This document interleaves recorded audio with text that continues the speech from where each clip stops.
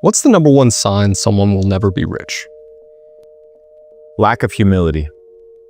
Humility is something that life teaches you through a lot of pain and through a lot of repetition. Humility is the necessary ingredient for you to develop in every aspect of life. You go to the gym, you're humbled because you see somebody stronger with a better physique. You go to school, you're humbled because you realize that you don't know as much as you think. You start a business, you get humbled because you realize you're not as good as an entrepreneur as you think you are. But when you accept that through humility, then you get to learn and grow. The funny thing is, the most successful and wealthy people that I know exemplify a lot of humility. They are teachable. They are students of life. On the other side, I have people that are broke, egotistical, and they have no humility. They think that they know everything. And if you think that you know everything, then there's no room to grow and there's no room to learn. In order for you to succeed in life, you need humility. So if you're not humble, if you're not willing to be in a situation whereby life can teach you lessons, then you're never going to grow. And growth is the essential recipe for success. And when's the last time you felt like you were humbled? Because you've had a lot of success, but I know you also spend time with a lot of people wealthier than yourself. I mean, that's what I told you. One of the reasons I live here is because I feel broke. You go on the golf cart, you go a couple houses down, you meet a guy that's sold a company for $300 million. You go a couple houses down, you meet a guy that's been in business for 50 years. You walk down the street and you meet a billionaire. So you position yourself in a situation where life intentionally shows you that you're not as great as you think you are. If you're in an echo chamber of validation, if you're the biggest guy, the richest guy, the smartest guy in the room, then you are in the wrong room, because all that does is rub your ego. Shows you, oh, I'm good, I can do all these things. When in reality, through humility, like we talked about, that's the ingredient for success. So I intentionally position myself in a situation where I am taught by other people, where I'm mentored by other people. And I mean, let's talk about crypto, that's a great place to be humbled. Whether it's the market's going down or your portfolio being slashed in half, learning comes from pain, as we mentioned before. So sometimes I create these environments where you have to sit down, put your head down and be like, all right, this guy's better than me. This guy's done this better than me. This guy's excelled in these areas of life where I haven't. Teach me. And how do you go about finding those people? Like, what would you have advice for 16, 18-year-olds, young men watching this, to go out and find people more successful than them? Is it all online now? I think your approach is very good. I think it's a combination between rapport and there needs to be a what's in it for me. Every person always has something that's in it for them. So when you go meet somebody who's very successful, you need to figure out what is it that they need? What is it that they want? Which is where we talk about this meme of I studied, right? Like, you need to study people. You need to be in a situation whereby you know what people enjoy, what people like, where you can provide value. And through that value, you get access to the room. Many times in this neighborhood, for example, we talk about my brother, Mr. Belmar.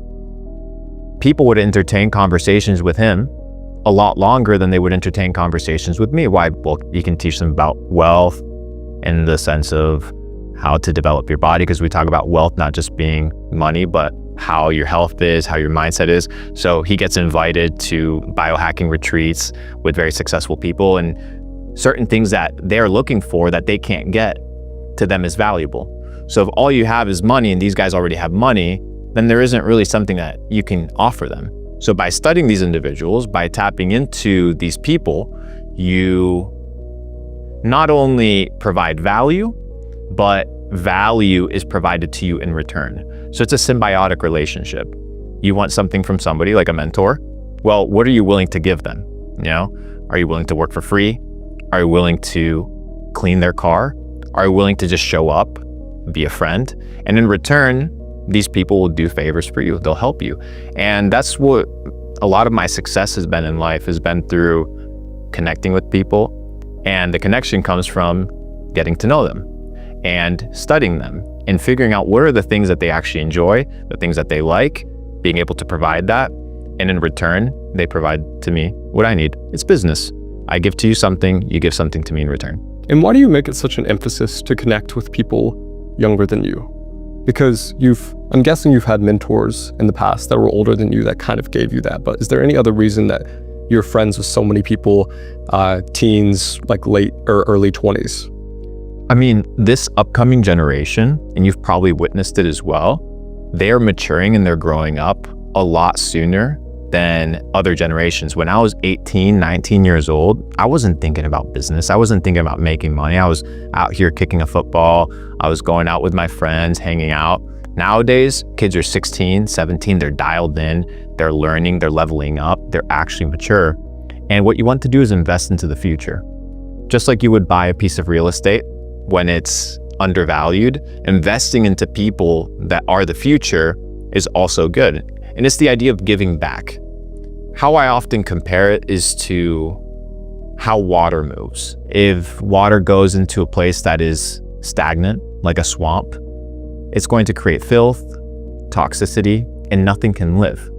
But a river, it creates the ability to bring life because it's going from point A to point B. There's no resistance, nothing is stuck. If you're blessed in life, you want to bless others. If you are financially capable, you want to bring others along your journey. When I got started, I had mentors in my life that bet on me. And eventually, you can bet on their companies, you can bet on their entrepreneurial journey. And there's an ROI, a massive ROI in investing in the younger generation because they're the future. An old dog can't learn new tricks, but a young dog has no tricks that they've learned yet. So you have the ability to curate them, teach them, and elevate them. I love hanging out with entrepreneurs that are hungry. Once you make money, you lose that hunger. When I got started, I remember I was working 17, 18-hour days. I would feel anxious at night that I couldn't sleep because I was broke. That hunger, that thirst for success, for winning, is what a lot of these young cats have. So being able to invest into that also invigorates me and empowers me to be like, hey, I got to keep going. There's more for it. There's more for me. There's more to do.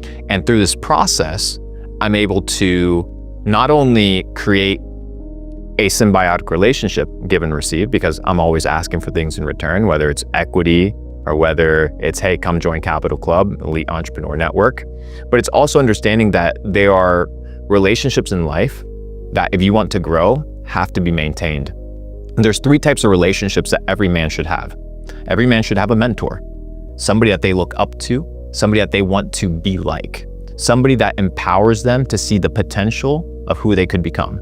A peer, somebody that's your friend, somebody that you can confide in, that you can build a friendship, a business partner, a best friend. And then you have mentees, people that you pour into. It could be a younger sibling. It could be somebody that's in school that's a couple grades earlier than you are. And through this process, you have accountability from the top, from the middle, and from the bottom. So every man in their life should have 3 relationships: mentor, peers, and mentees. I think that advice has been particularly helpful for me, and I found most enjoyment. Because a lot of the alpha that you're getting in business is not going to be the people way ahead of you. That's going to be the big picture stuff, the mindset stuff. The people that are slightly ahead of you or at your level, that's where you're going to find a lot of alpha. And then the people below you, that's honestly where you get the most gratification, is where you help someone younger than you or less behind you in business. And even if they make a few $1,000s a month when they weren't doing that before, that's just probably the most gratifying thing. I agree. I have a business partner that about 5 years ago, he was one of my mentees in e-commerce. I got started in e-commerce. That was how I started making my first money online before I rotated and started investing heavy into crypto. His name's Anthony Eclipse, big YouTuber in the dropshipping space. And when I met him, he was like, hey, Luke, I'd like to pay you $1,000 for you to teach me e-commerce.